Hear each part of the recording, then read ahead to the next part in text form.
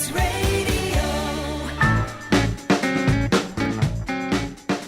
Pastor Mai, good afternoon and welcome to St Stephen's Hall in Sulby. We are here for another episode in our Village Hall series. We absolutely love doing this. The people that we meet, the information we find out, there's going to be plenty of all that today, from history through to crafting, through to flowers, through to children singing.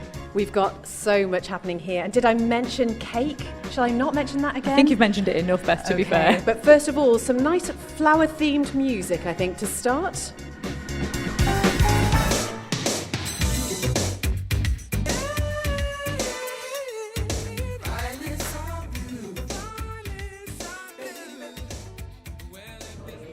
And welcome, as we just said, to Sulby, who we're in St Stephen's Village Hall here. That was our soul starter, which we kind of themed for today, because one of the reasons we're here, which we'll find out about in just a moment, is because the Flower Festival is fast approaching. That song was The Mac Band and Roses Are Red. Oh, I see what you did. Yeah, there was a reason for that. It's from 1988. It was their most successful single. It peaked at #1 in the US and #8 in the UK singles chart. We're surrounded by some very well-behaving people here, and one occasionally naughty one. One very occasionally naughty one, Judith Lay, who has put this programme for us together here this afternoon. This is a place that you are very passionate about. Yeah, I am. And it's just lovely. We're so thrilled that you are here.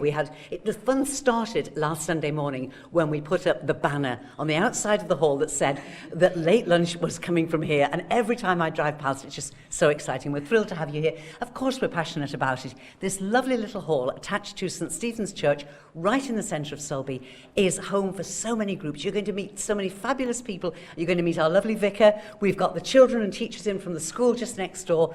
And there's so much that goes on here. So many different things, and we love to feel that we are at the heart of Sulby Village, and just great to welcome you here. And yes, you can mention cake as often as you like, because all through the Flower Festival, not only can you come and see amazing displays and all this wonderful work done by the people who use this hall, but you can enjoy refreshments too. Much more about that later on. But Jude, can you point me in the direction of someone who can tell us a little of the history of this hall, please? Indeed I can, Beth. I want you to come and meet Juan Vernon. Now, Juan is a warden in our church, but even more importantly than that, he knows all about this, and he loves this building so much, and he knows all about the fascinating history. Meet Juan Vernon. Juan, lovely to meet you. What can you tell us about this hall?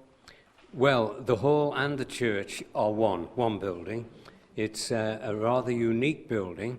It's got two sister churches, St Luke's at Baldwin and Dorby Church, St James. They were all built by Bishop Wilson. St Stephen's was built in 1838, and the other churches within a year or so either side of that. The architect was a Mr Walsh. He was a very prolific architect at the time. He was responsible for designing and having the Tower of Refuge built in 1832, and he was also involved in the building and the design of King William's College, and Lazaire Church, and I could go on and on. So he was a very busy man. But Bishop Wilson was a great church builder. He built in his lifetime, as bishop here, 11 churches. Now that's incredible, isn't it? I think he was funded from special funds across in England. And I think one of the reasons he was able to get the funding was that these three churches I've mentioned, St Jude's, St Luke's and St James and St Stephen's, were possibly the first dual-purpose designed buildings in Great Britain at the time. So where we're standing now, then, would have been the school at that point?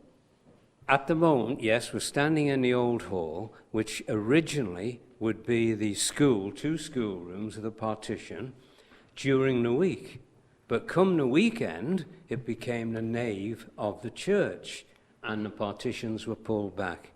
The desks would be put to the back rear of the hall, and rows of chairs would be put out for the congregation. Come Monday, it would revert back to two schoolrooms. And that went on for many years until 1880, when they built the new elementary school right next door to us. And then this became a community hall, and the church was extended and made into the church you see today. but it's one of the few churches that has the altar facing south now. It used to face east, as it should do, but due to the extensions, they had to put the altar on the south wall, and it's now facing south. So it is a truly unique building, Christy. It is, and it's right at the heart of the Sulby Heritage Trail, isn't it? And there's a wonderful brochure here which talks about some of the interesting points on the Heritage Trail that June's brought. So we'll make sure that we do put pictures of this on the blog after the programme. But one thing I just wanted to mention, June, is I believe there was a rather famous resident of Sulby, an artistic resident. Yes, a very artistic resident. I think possibly one of the island's greatest artists, and I think most definitely the island's greatest designer, none other than Archibald Knox. And he lived just down the road in the village from about 1900 to 1905. And I think he possibly even attended this church, because I know he was a churchman. He went to Lazaire as well. But with him living in the village, the odds are he would come here. And yes, he did his designs in his studio, and in those days the post office was just across the road to him. He'd do his designs, go across the road and post them down to London, to Sotheby's there, and the work was then worked on by craftsmen in London. And we can see some of the fruits of those designs today. And even Brad Pitt's got them now as well. So there you go. He's gone far and wide. But the particular leaflet is absolutely wonderful. There's some wonderful spots in Sulby, which is a fabulous village anyway. And of course, you've got the Claddocks you can come camping here as well. And there's Faulty Will. So much to see around here. There really is. I'm not sure anyone listening, though, is going to believe we've got anybody else here in this building. But we have got some pupils from Sulby School. Can you give us a little cheer? Yeah! Just to prove they are here. They are all quiet as church mice, aren't they? You're allowed to have conversations in the background. We like you to be enjoying yourselves here as well. But we do have children from Sulby School here. And Sulby is very much involved in the community. And the children are going to tell us a little bit about their work. So first, tell me what your name is, sir. Riley Leather. And tell us a little bit about your community work with the school. We have school action groups, which are where we split up from our classes and go into different classes and work with younger children and different people that we usually wouldn't work with. That's fantastic. And why do you feel like it's important to do that? What does it do for you? Not only does it make you can make more friends, but you can see how other people work well together and see you can work figure out new work techniques. Do you know, I have to say, the children of today are so much better than I ever was, honestly. They really are so articulate. And what is lovely about the pupils that we've got here from Sulby is that you've all prepared something for us to read out and just tell us a little bit more about what you do. You have. So, Riley, what have you got for us? Sulby School action groups are for all children from years 2 to 6. We split into cross-year groups and plan and learn together. We try to think about what we can do for the community and the environment around us. It gives us a great opportunity to learn across years and make a real difference to others. It is great fun learning new skills and to experience a variety of activities and opportunities. Well said, that man. And what is your name? Harry Higgins. Harry, you've got something for us as well, haven't you? Yeah. Make a Difference School Action Group is all about helping the environment. To do so, we take part in numerous trips alongside beach buddies to help clean the beaches around the islands. We enjoy doing this because it involves picking up litter, which helps us and our wildlife live in a clean and healthy environment. Fantastic, thank you. And what's your name? Amy Doran. How old are you actually, Amy? 9. 9, and you've got something for us too, haven't you? Bridging the Gap, our school action group has been visiting Brookfield Nursing Home in Ramsey and taking part in a variety of activities with the residents there. We have made Christmas decorations, painted pots, planted flowers, and had an afternoon tea party with the residents. It has been great learning alongside the residents and getting to know them. We have all really enjoyed the chance to take part in this project and to build relationships with the residents from Brookfield Nursing Home. We have enjoyed chatting and learning about the lives of the residents as we have taken part in the different activities. They have had so many interesting things to share with us. Amy, I've got to say as well, I love your headscarf and your stars. Just wonderful. And before we hear the choir sing, because they're going to sing for us in just a moment, what's your name? Lily Gow. And what are you going to tell us about Lily? my school action group is charities. We work together to raise money for local projects. Our last project involved us cooking cakes for a cake sale at our school. We raised over £100 and we decided as a group to help the children's ward at Nobles. We purchased arts and crafts activities for the children when they are poorly. We all travelled to Nobles to hand it over. We were very proud as a group to have achieved this. Can I just say a massive round of applause, please, for the children at Sulby School? You lot are brilliant, and we're going to hear more from a little bit later, because there's a few others that are going to tell us a bit about their community work as well. Are we going to... Oh, actually, do you know what? I missed one out. I'm so sorry. What's your name? Pia Giuliani. And what are you going to tell us about? Our first song is going to be Kurdavanya. It is a song that the milkmaids used to sing to the cows to get them to calm down, and the milk would flow more easily and they would earn more money. Oh, that's wonderful. So that's a song that we're going to hear now. Absolutely fantastic. I should say again, thank you to Mrs. Bovenizer, who came racing down here with a keyboard especially for the children so they could sing something for us now. Thank you for that lovely introduction. We are going to have a short break after this, and on the break, I think, there's going to be a little bit of a hint of something else we're going to talk about later. Yes, some flower festivaling is going to be going. We're going to be arranging flowers, I think, in the break. But what nicer way to take us into the break than some music from Sulby Primary School. So, Mrs. Bovenizer, it's over to you.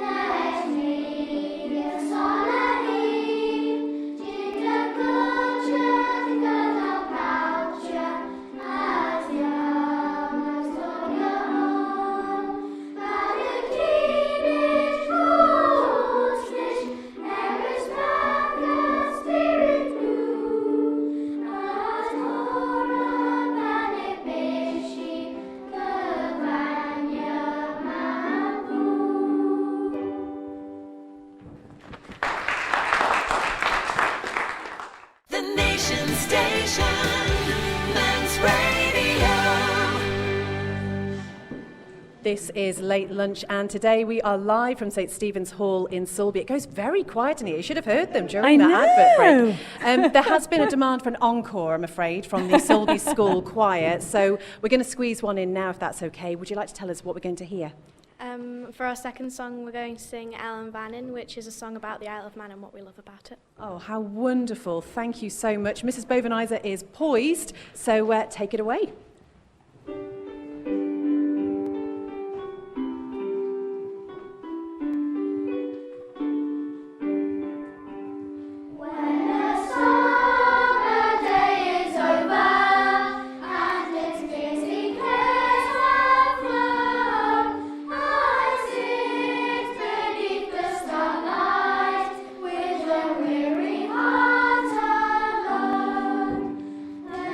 Rising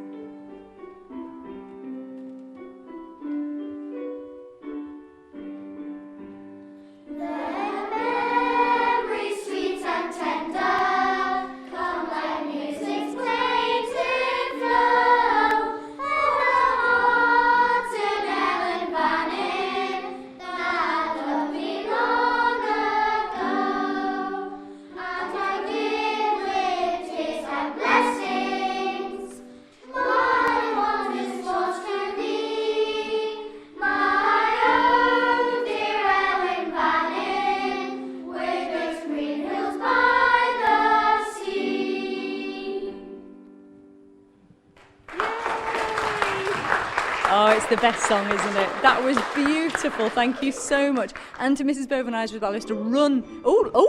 She's going for an encore. Wonderful. Oh, we don't know what's going on with the I think she hit the demo button. Switch it off at the plug, it'll be fine. She's got to run back to hold a class now, so we're delighted to be able to get that extra song in. We'll also be hearing a little bit more from some of the students a little bit later on. They'll be telling us more about their community work. We've got a few more to speak to, but one of the reasons we're here, Beth, is to do with flowers. It certainly is. And Judy Matthews, one organiser of the Flower Festival, which I'm sure with 18 venues across the Isle of Man is no mean feat. Tell us the theme of this year's festival. This year's theme is working together, trying to get the community and churches and venues that are taking part to literally work together. And actually you've got some unusual venues this year. There are 3 M&H sites and also Derby Community Centre as well. There is, that's right. Derby Community Centre have come on board this year. It's very much a community scheme. It's being decorated, not all in fresh flowers, quite an eclectic mixture of all sorts of flowers, arranged by all the people who use the community hall. So there's, Pat will tell you, but she's better knows who's taking part. This is Pat Babb. How long have you been involved with the Flower Festival, Pat? Only this year. I joined the committee last September and have thoroughly enjoyed my time. Certainly there are lots of demands, but we do need some more committee members. So, if you want to come and join us, please get in touch. The thing is, it's well worth it. Certainly at Derby, all sorts of things have been happening in the last year or two. For example, the Paper Crafting Club have got a display of paper flowers, which might upset a few people, but it does show indeed their skills, and some cards with floral decorations. The Secret Stitch Society, which meets regularly at Derby, has produced a dress covered in flowers, made crochet, knitting, sewing. I have supplied a few of the sewing ones, I have to admit. And then other groups that use the centre have also produced unusual things. Janet Lees runs a Writing for Wellbeing group, and they have some poetry and a video installation there as well. All sorts of things happening, well supported by the Derby community. So do go and have a look for something a little bit different, perhaps, whilst you're visiting Derby Church down the road, say. And the wonderful thing about the Flower Festival is not only do you get to see the wonderful displays, there's also refreshments as well, Judy. Yes, I don't think there's any church not doing refreshments in some shape or form. Lots of cakes, so you'll be all right. You can go around, take Jude with you. Okay, you've got some flowers here and what looks like some sort of implement to display them in. That would be Oasis, Beth. Okay. Biodegradable Oasis. Oh, biodegradable Oasis. Are you expecting someone to do something with those? Let me think. Yes. You have a really wicked glint in your eye there, Judy. So what's the plan? Well, the plan is for you and Christy to do an arrangement. And we've just got, I don't know if you can see with the film, we've bought gerbera in bright yellow, which is the nearest we could get to the logo of the Flower Festival. I love Gerber as well. I'm so glad that's what you've chosen. They're so bright and happy and joyous. And do you know what? We've got the perfect song, I think, to put on while we are working very hard. No, we haven't, have we, Beth? Well, we have. If I just move over here. She's looking at me like, you're doing it wrong, Christy. No, not. But also here in St. Stephen's Hall, we have a fantastic display of dolls' houses. Now, I happen to know that our Judith Lay is terribly jealous of this display. No, I'm not jealous. Honestly, really, I'm not. The fact that I'm just agreeing with envy, but no, actually, I'm quite happy because the lovely Sue Cook, whose work this is, and I mean work, because as opposed to the dolls' houses you came to see, which I did not make any of that, I just arranged all the furniture, Sue has made a huge amount of this. She is so gifted, it's a passion of hers, but she did allow me a little play with the houses this morning before anybody came in the hall. Supervised playing. Oh, do you know, we don't want to give too much away, really, because you really need to come here to see what is on display. But Sue, how would you describe what is here today? Oh, I don't know how to explain it, to be quite honest with you. It's a passion of mine. It really is a passion. I'll be quite honest, it's what kept me going after I lost my husband. I suppose it's got, I've got rather too much, as my daughter would say. But I find it very relaxing. And an hour can slip away and you don't realise at all. you know, and there is so much, whatever is in human size, if you like, you can get in miniature. And you have crafted some of these things. I mean, you say you don't do furniture, that's the only thing you don't do, but tell us about some of the things that you've made. What's some of your favourite pieces? Well, the church, I've called it St Chad's because I'm a Brummie, my husband was Manx, and St Chad's was a lovely church, it was my favourite church. And I also have a young son buried in France, so the stained glass windows are done from a church in France. My friend did those for me. The wording round the church is in Manx, and it's the first line of the 23rd Psalm. And by the altar, you have got the Lord's Prayer in Manx, which my husband knew and learned from school. The other thing that I like, I love sewing. Well, I love any craft. I'll have a go at doing anything at all. But sewing I love, and I've done a quilting shop, which is still an ongoing. They're all ongoing. You can always find something to add and to make. I love miniature embroidery, I really do. I can spend many hours doing that. And I've started a Beatrix Potter shop. That's the thing. I mean, looking around, there are some instantly recognisable places, and this is a world, Christy, that I would love to lose myself in. The thing that's amazing, it's not just the intricacies and how tiny these things are, and of course Judith knows all about this, but Judith, the thing that gets me is how she's, for instance, she's created a little castle here, a little castle room, but also taking items like kettles and watering cans and turning them into sort of little dolls' houses. Yeah, you're absolutely right. It's the imagination, because we're just looking around, and this is just a small selection of Sue's complete collection, but we've got here a teapot, you know, the sort of catering size that you would have in a church hall. And Sue's cut out... That's Ollie, by the way, growling at us, I should say. Ollie wants to be on the programme, and quite right too. Hello, Ollie. He's very good. He comes to church. He's very holy dog. He's very good. Joins in all the hymns. Now, this is a catering size teapot, and Sue's had the front cut off it, and she's put an Alice in Wonderland tea party inside it. And here we've got a watering can. Again, it's one of those traditional metal watering cans that we have back in the 1950s. The front is cut out of it, and inside it is the perfect potting shed. And visitors must come and find, I'm not going to tell you anything else, the Tyve egg and the horse very that naughty stole horse. the trousers. My goodness. Well, the Flower Festival is on from June the 30th until July the 6th. 18 venues across the island. The core opening hours are 11 a.m. to 5 p.m. They might differ from venue to venue, so it's worth checking it out. But since we've been talking about dolls' houses, there was only one person we could play. Had to be a bit of Dolly Parton.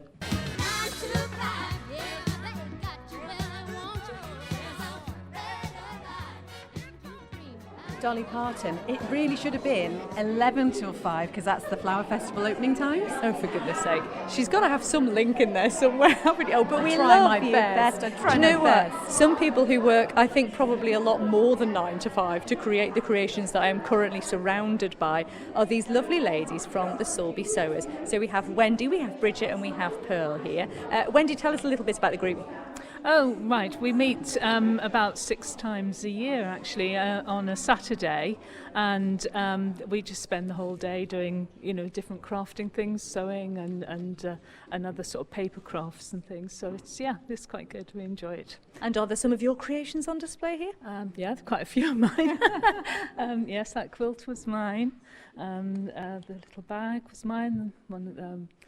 The designs are so intricate. That's the thing that's amazing me, is that, you know, this isn't just let's put a bit of material around a cushion. I mean, you must have spent hours creating these. Yes, not only me, but yes, all the other ladies have as well. Yes, fantastic, really.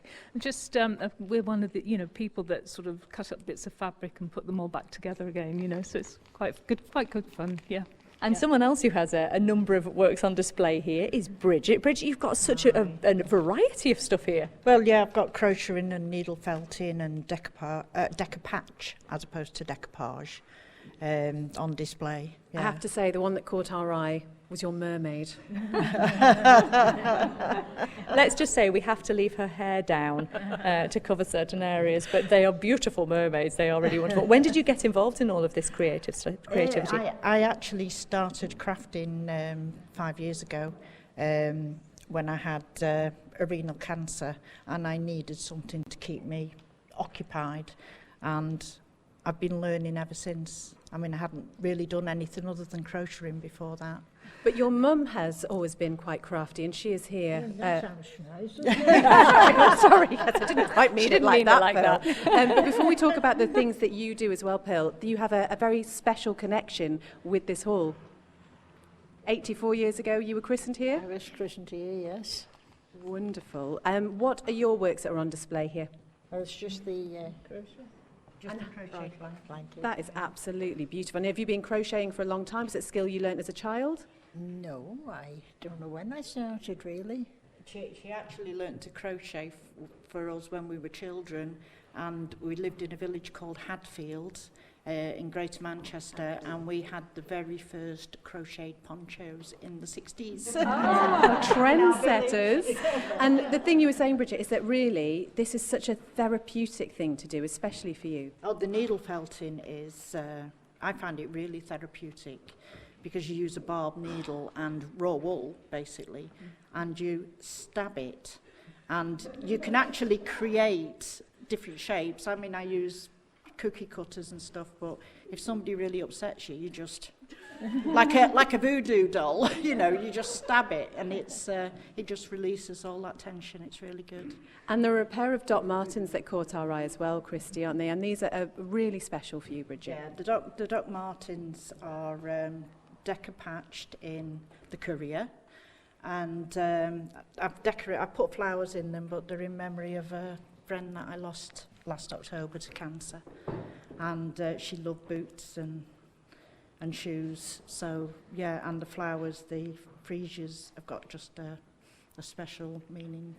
Well, it's just stunning around here. But do you have to be pretty skilled before you come along to the Sulby Sewers? No, not at all. No, we really, anybody that is interested, we'd always teach them how to do, whatever project we're doing at the time. Yes, anyone's welcome. Oh, wonderful. At the moment, I think we've sort of probably got a full membership, but, obviously, if anyone's interested, we'd be happy for them to get in touch. Yes.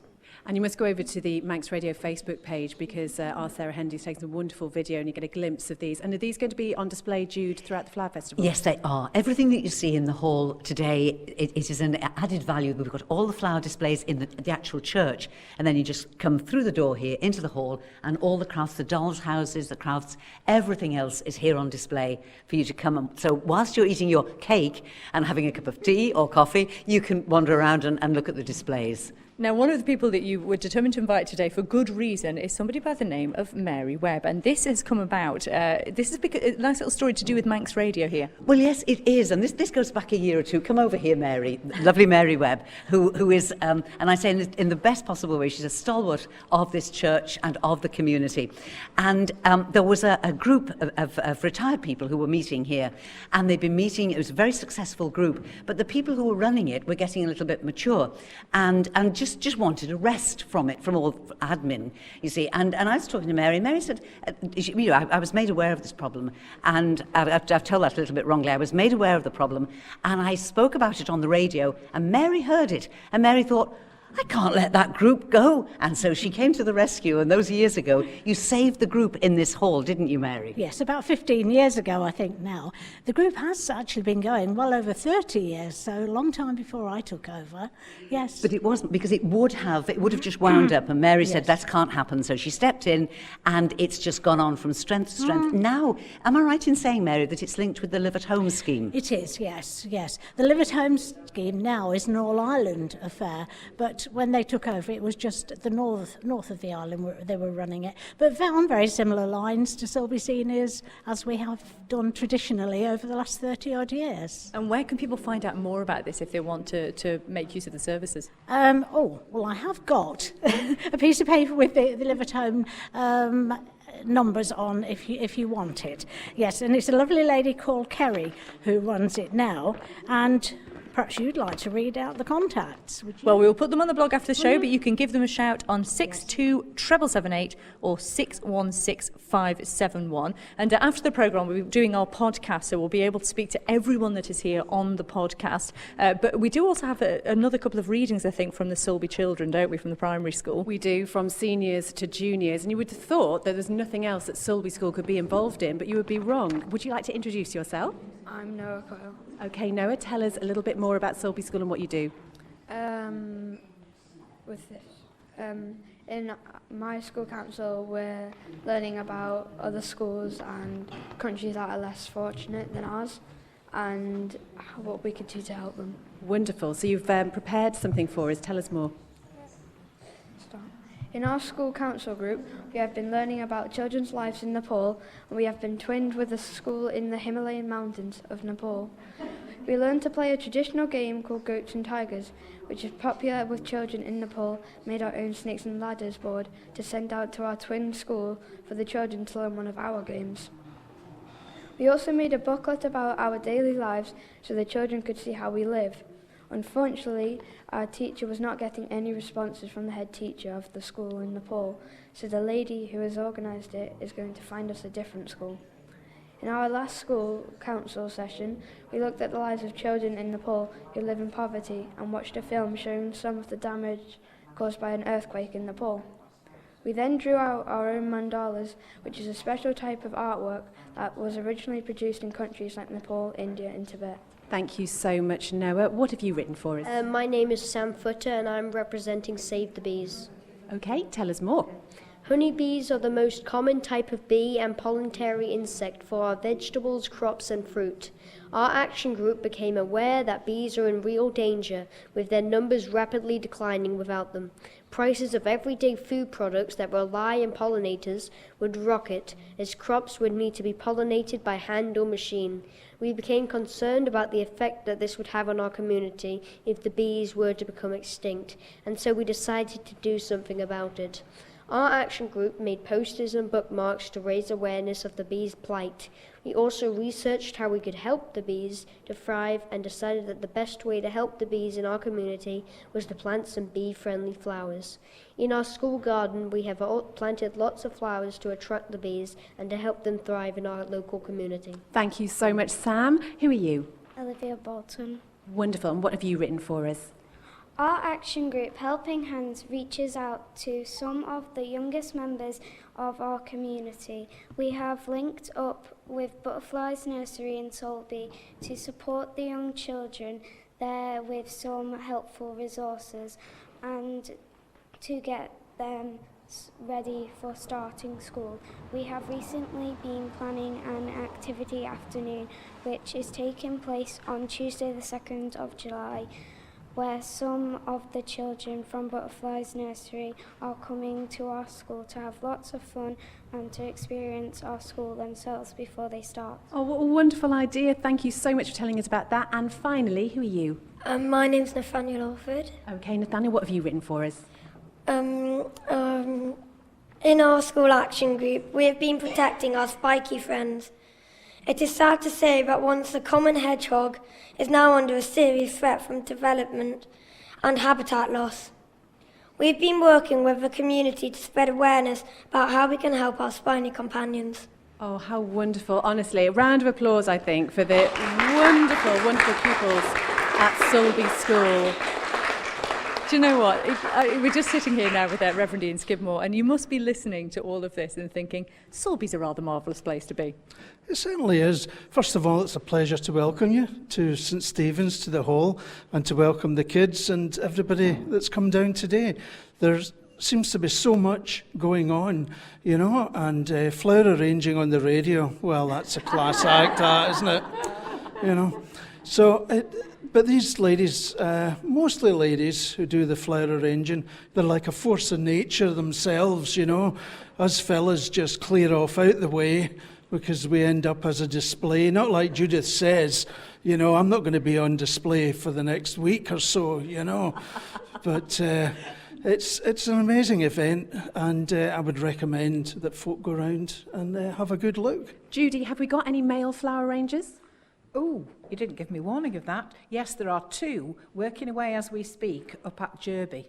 So Reverend Ian Skidmore could have a place then? He could indeed, yeah. They're actually doing flowers for a wedding there tomorrow. Okay, so you can get some practice in. I'll be at the wedding tomorrow, yes.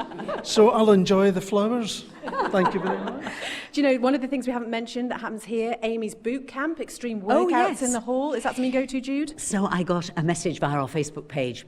And the lady said, we'd like to hire your hall. And so I said, yeah, we'd love to welcome you. What? And she said, is it available at 7 o'clock in the morning? I said, I'll just have to check. And Amy does an amazing boot camp. They exercise outside in the fresh air at 7 o'clock in the morning, but they come in here when it's wet, and we're very happy to welcome them. But Amy was called away. She's in the UK today.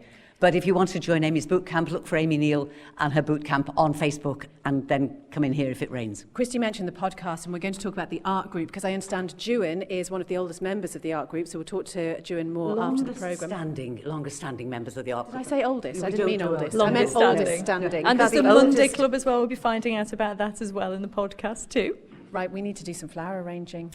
I know, I'm a little bit nervous about this. The last time Judy was on the show, we had a go. I'm not sure how successful it was, but this is actually going to be on display, whatever we create, I believe. It's actually going on tour. The display that you're going to make now is going to go on tour. It's going to be in St. Stephen's on Sunday for the opening day of the festival. Then from Monday to Friday next week, it's going to be on tour. It's going to be in churches participating in the Flower Festival, on display, different church every day. And we are inviting Flower Festival visitors to find the wonderful display that the Beth and Christy are going to create.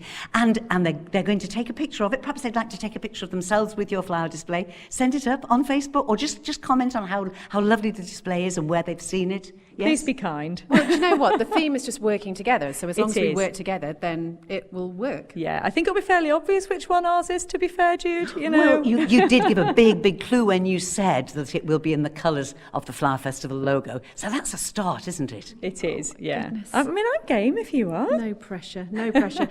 So really, if you have been interested in any of the things we've been talking about today, then the Flower Festival is a wonderful chance to take a sneaky peek inside St. Stephen's Hall. It does open on Sunday, 11 to 5 most of the venues, but sometimes might differ.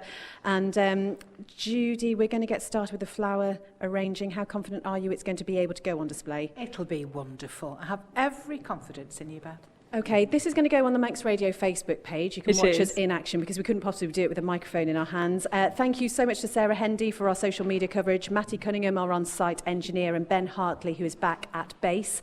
We will be back on Monday.